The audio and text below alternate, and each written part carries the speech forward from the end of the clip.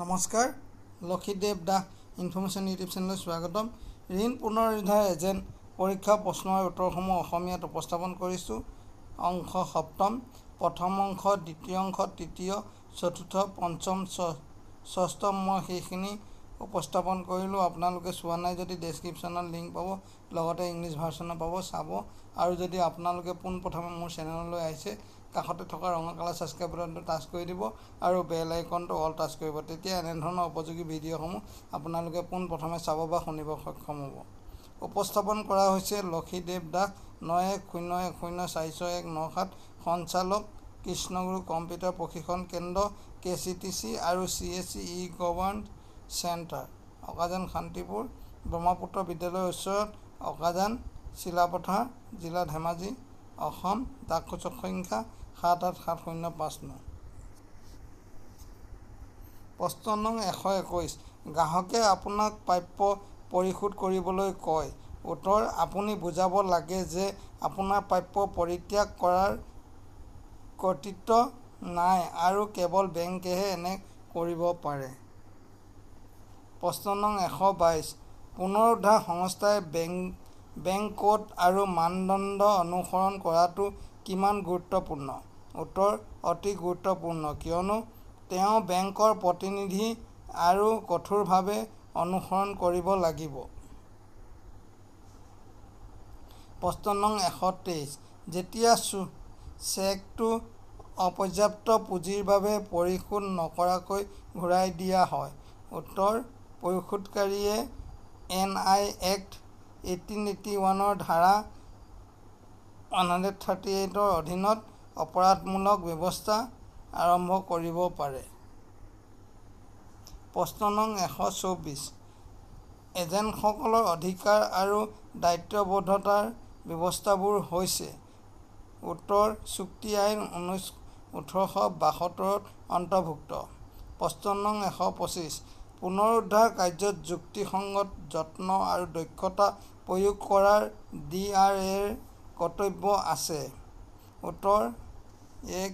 বেংকৰ দ্বাৰা নিয়োজিত এজেণ্টৰ পুনৰুদ্ধাৰৰ ওপৰত ভাৰতীয় ৰিজাৰ্ভ বেংক জাৰি কৰা নিৰ্দেশনা, RBI ৰ প্ৰাপ্য সংগ্ৰহৰ আৰ্হিনীতি।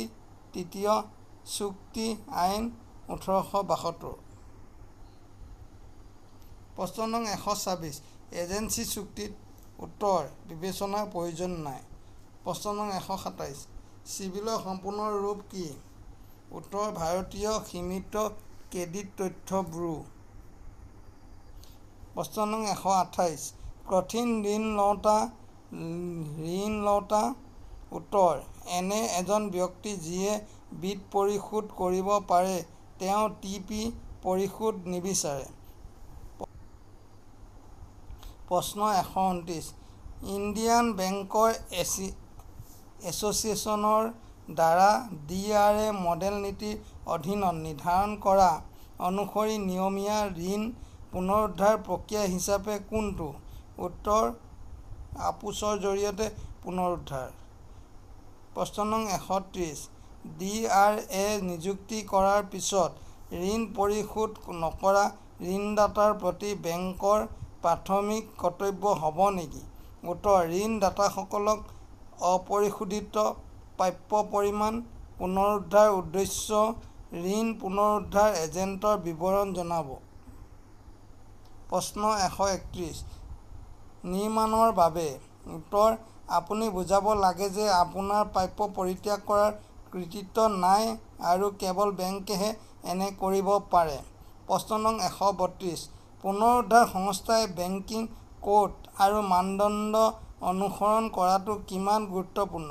উত্তৰ: অতি গুৰুত্বপূৰ্ণ, কিয়নো তেওঁ বেংকৰ প্ৰতিনিধি আৰু কঠোৰভাৱে অনুসৰণ কৰিব লাগিব।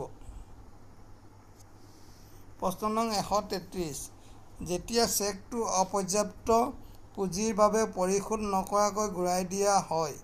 উত্তৰ: পৰিশোধকাৰীয়ে NI আইন 1881 ধাৰা 138 ৰ অধীনত অপৰাধমূলক ব্যৱস্থা গ্ৰহণ কৰিব পাৰে।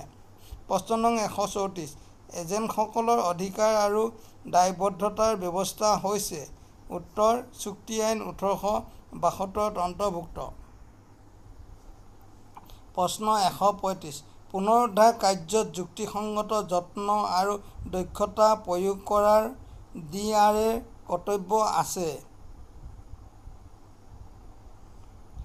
বেংকৰ দ্বাৰা নিয়োজিত এজেণ্ট পুনৰুদ্ধাৰৰ ওপৰত ভাৰতীয় ৰিজাৰ্ভ বেংকে জাৰি কৰা নিৰ্দেশনা RBIৰ প্ৰাপ্য সংগ্ৰহৰ আৰ্হিনীতি তৃতীয় চুক্তি আইন 1872।